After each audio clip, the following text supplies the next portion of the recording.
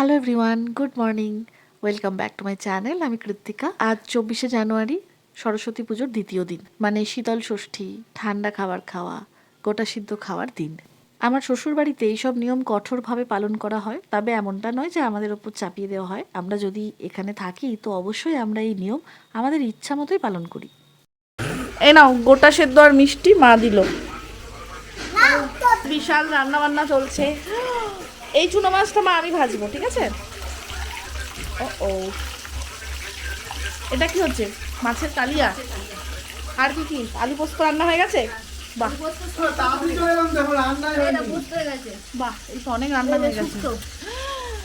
বাহ, শুক্তো তো অনেকটা করেছো। আজকে সকালে ওই বাড়িতে গোটা সিদ্ধ খেয়ে চান করে আমরা এলাম এই বাড়িতে, কারণ আজকে জ্যোতিদার আসার কথা ছিল। জ্যোতিদা কলকাতায় এসেছে দুদিন আগে, তো আজকে বর্ধমান আসার কথা ছিল। খুব অল্প দিনের জন্যই এসেছে। মাও আজকে স্কুল থেকে ছুটি নিয়েছে। ছুটি বলতে স্কুলে যে সরস্বতী পুজো হয় সেই সবের কাজ তো টিচারদেরই করতে হয়, সেইখান থেকে ছুটি নিয়েছে। আর দীপেরও ছুটি, তো সেই জন্য ঠিক হলো যে চলো আজকে সবাই মিলে একসাথে খাওয়া দাওয়া হোক। এক এক করে মা এখন সবাইকে ষষ্ঠীর ফোঁটা পড়াচ্ছে। বহুকাল পরে এমন একটা জমজমাট দিন পাওয়া গেছে। সবাইকে একসাথে পাওয়া তো এখন খুব মুশকিল। এইরকম দিনগুলোতে কি খাওয়া হচ্ছে সেটা বড় কথা নয়, সবাই যে একসাথে খাচ্ছি এটাই বড় কথা। তুমি মাছ ভাজা খাচ্ছ? সেটা তো মনে হচ্ছে তুমি তো ভাজা মাছ মা কড়কড় করে মাছ ভেজেছে, ছাড়া যায়? তুমি তো ভাজা মাছ উল্টে খেতে পারো না, কি করে খাচ্ছ? সোজা করে রেখে। চান করেছো দিদা?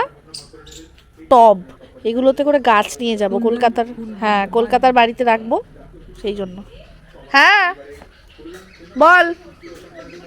শোন, আজকে অনেক মাছ রান্না হচ্ছে। শোন, চোখ বন্ধ করে ডাকছিস কেন? তাহলে একটু ওয়েট করতে হবে, আমরা এখনো খাইনি তো। একটু বস, তুই তো এত তাড়াতাড়ি খাস না। এটা এটা এটা কমটাই চাপাও, কারণ এখন হুম এটা কমেতেই তো হবে। দুটাকে চাপাও। এটা এখন ঢাকা দিয়ে দাও, তাহলে মশলাটা কষা। দিয়ে দিলাম। আমি এখন চুনো মাছটা ভাজবো, কড়কড়ে করে ভেজে সেটাতে কাঁচা পেঁয়াজ, লঙ্কা, ধনেপাতা দিয়ে ভালো করে চটকে মাখবো। গরম ভাতে অমৃত।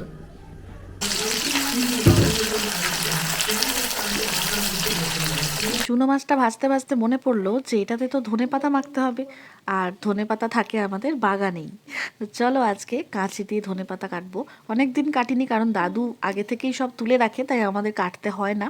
কিন্তু আজকে দেখলাম বাড়িতেও নেই, আর এই কাজটা করতে আমার ভীষণ ভালো লাগে। নিজের বাগানের সবজি তুলে রান্নায় দেওয়ার মতো সুখ পৃথিবীতে আর দুটো নেই। খেতে দিয়ে দিয়েছি ওদের দুজনকে, আমি খেয়ে নিয়েছি আগেই। আজকের মেনুতে শুধু মাছ আর মাছ।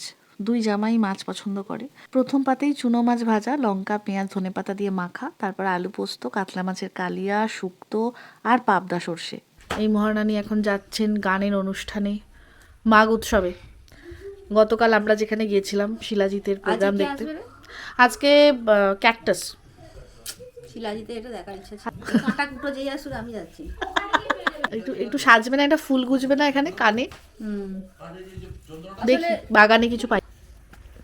কোনো তো হলুদ ফুলই নেই গাঁদা ফুল ছাড়া।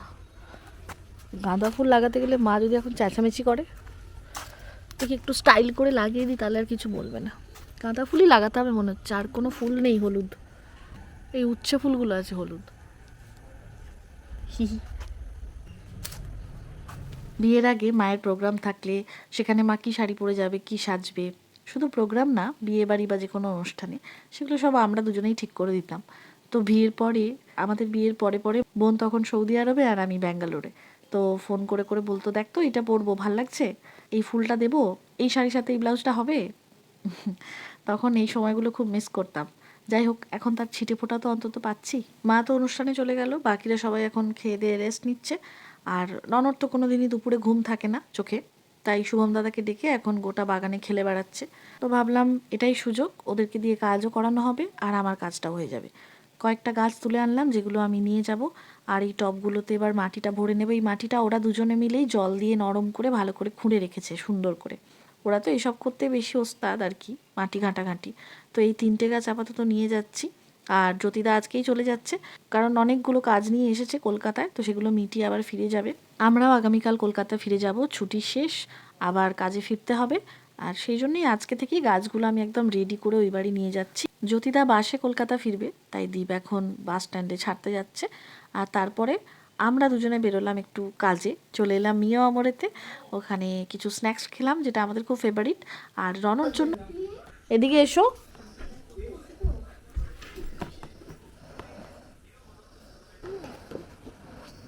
ডোনাট ওয়াও তোমার হাত ধোয়া, হাত ধোয়া।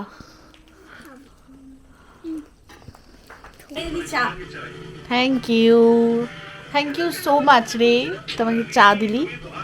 সাবাস, ভাজা পিঠে। এই মা, এগুলো তো পুড়ে গেছে। ঠিক আছে, এগুলো বেশি কড়া ভাজা হলে খেতে ভালো লাগে।